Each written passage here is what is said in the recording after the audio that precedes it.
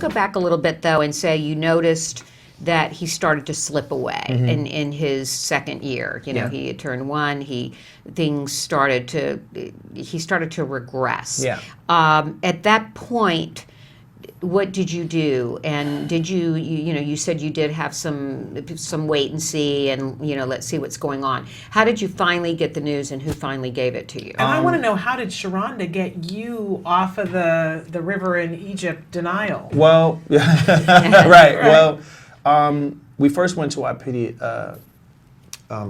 child doctor, and she basically said, "Oh, there's nothing wrong with him." And this is when, I guess you could say, autism was still fairly new. Sure. So a lot of these doctors didn't know Right.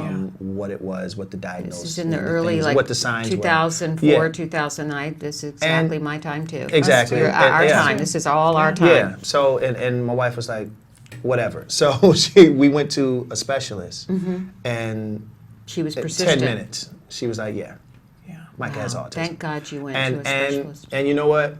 That's when I got off that river. Okay. Right. And it was like, okay. Hearing it from the specialist did it for you. So again, it was tough because obviously my wife broke down. She was a wreck.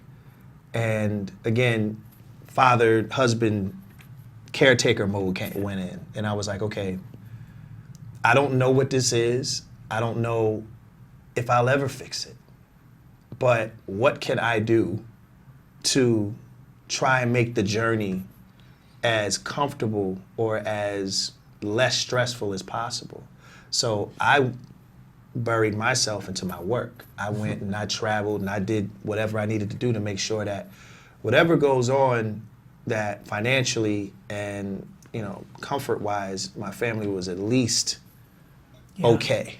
And I really want the moms to hear what you just said, because I think that that's very common for the dads. You said you went into that dad mode that they need to protect, and a lot of times all that you can do in that moment is bury yourself in your work and make sure there's a roof overhead. Right.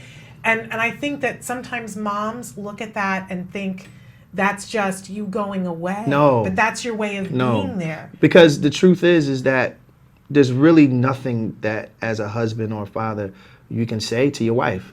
It's really not much you can say, because she's dealing with it in a certain way too. So all you can do is try to make it as easy for her as possible. At least not arguing about taking care of what needs to be taken care of for the child or other children if you have them. Yeah. So I wanted to at least make sure that was okay while the emotional side was being worked out, because that is something that none of us, nobody can tell another person how to grieve.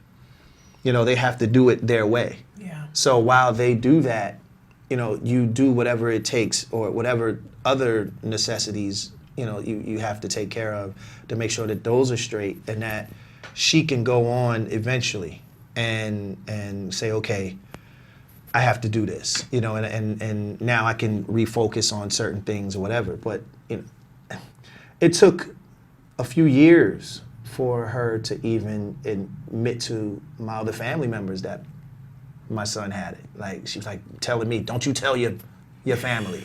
Right. Don't you tell, I'm not telling my family either. And it took a while for my wife to actually just be open about it. Mm-hmm. And the shame attached. Right, and I would even tell her, like, listen, as crazy as this may sound, God did this for a reason, okay?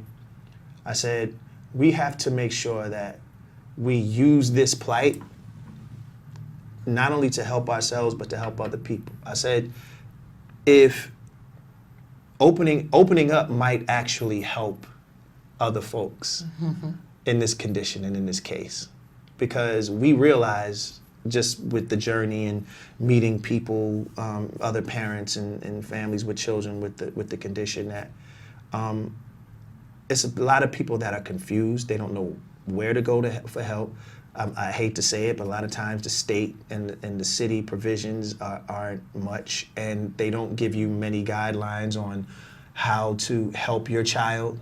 So, it's a lot of parents that are, again, equally frustrated.